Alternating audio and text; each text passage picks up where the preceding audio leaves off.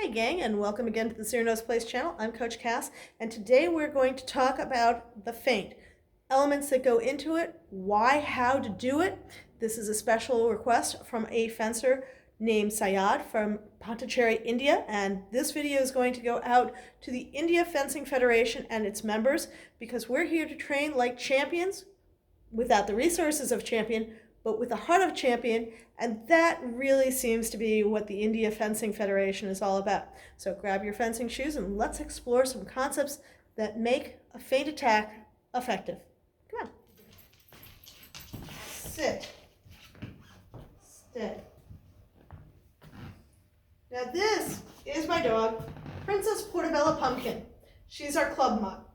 Now she has been trained within bounds, not always the best of training, to do what she's expected. She knows I have treats. She sometimes believes that she's going to get the treat if she behaves, and sometimes she gets overly eager. Now, as a fencer, we need to control the situation. In the case of my dog, I need to make sure she follows commands and will get the treat, and she will trust me. Through. Sit. Down. Good girl. Stay. If I give her the right commands, she'll do as I want. In fencing, I need to give my opponent the stimuli so they'll do what I want. If I give a bad stimuli, they won't do what I want, and I might get hit instead. So it boils down to a lot of who's in control of the situation. If I want somebody to react to my feint, I need to give a good feint. Up.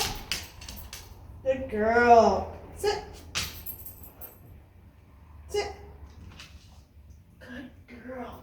Good girl.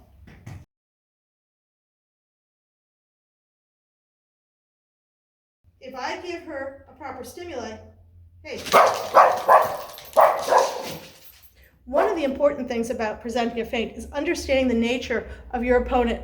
We know in marketing that it's human nature to take something when it's handed to you.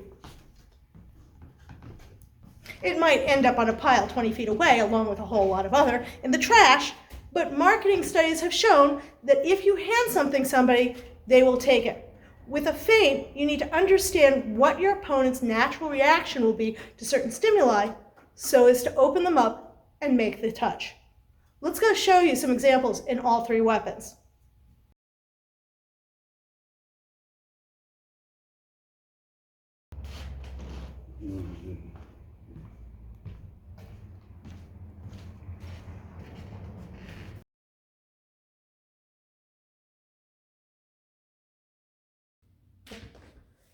The classic feint in foil is a threat to your opponent's sixth line. This classic response is a parry six, finishing with a low line.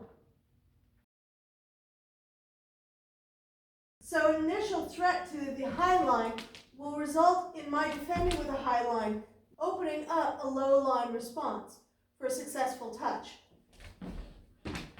If a threat is not threatening, the distance is off. Instead of doing a high line, which you might want, I might beat and finish so as to not let him have control and not believe in his threat.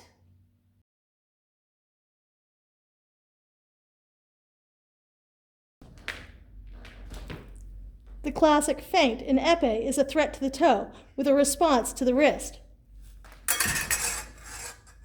and a bind to finish the action.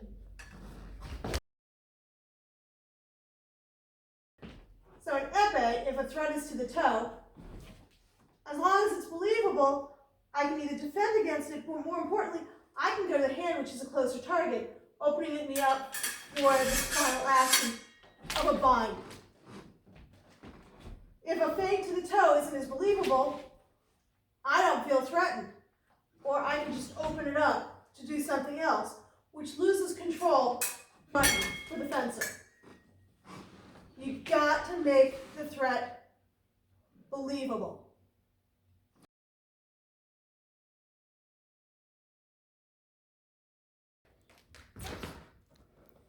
The classic feint and saber is a cut to the head. The response is a head parry. So the classic feint and saber is a threat to a head. Eliciting a response of a head parry opening up my side for a shot. With the feint to the head, if I don't believe it, instead of coming for a classic, I can always beat and go, or many other options, not options that the person making the feint might want. So we've shown you 3 different types of feints in the different weapons, but there are a zillion different types of feints from every single line in every different way that you want to do. So,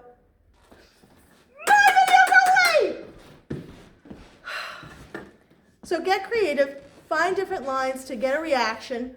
Remember to think about what your opponent is doing, what they're made of, have a little empathy for their situation, and find creative touches. If you've liked this video, please subscribe, like, share with all your fencing teammates, and we'll see you next time at the Cyrano's Place channel.